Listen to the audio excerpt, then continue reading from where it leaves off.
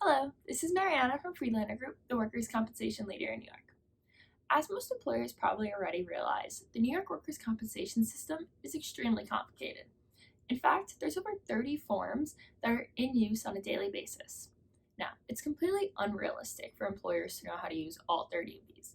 So I'm going to be going over the 4 most commonly used forms, when to use them, and how to use these forms. If you have any questions while watching these videos, please feel free to jot them down and send me an email, and I'll be happy to help you out. Thank you and enjoy learning.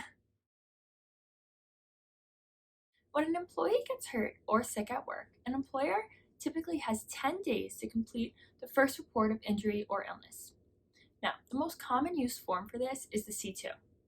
The C2, or any alternative report, must be submitted to the Workers' Compensation Board within 10 days of the employee's initial report of injury or illness.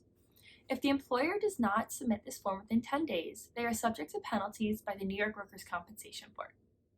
In New York, we have been phasing out the C2 form as they are allowing for employers to now electronically report their claims. Freelander Group offers a client portal for any electronic claims reporting. The C11 Form is an employer's report of an injured employee's change in employment status due to an injury. Now, I know it's a lengthy title, but it's pretty self-explanatory.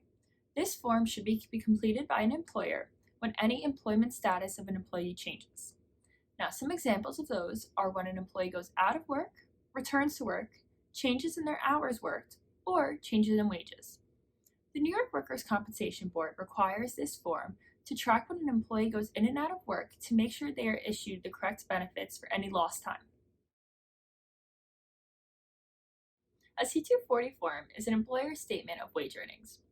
As an employer, you complete this form by providing an injured employee's gross weekly wages for 52 weeks leading up to the date of injury.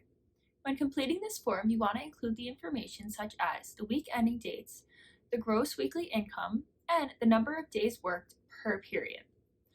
Now, to save time on this lengthy document, the Workers' Comp Board will let you instead upload a detailed payroll printout as long as it includes all the above mentioned information.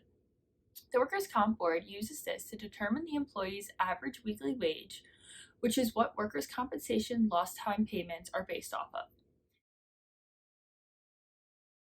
A claimant information packet is not necessarily a form employers need to complete, but rather a document they should give their injured employees once they have a workers' compensation claim.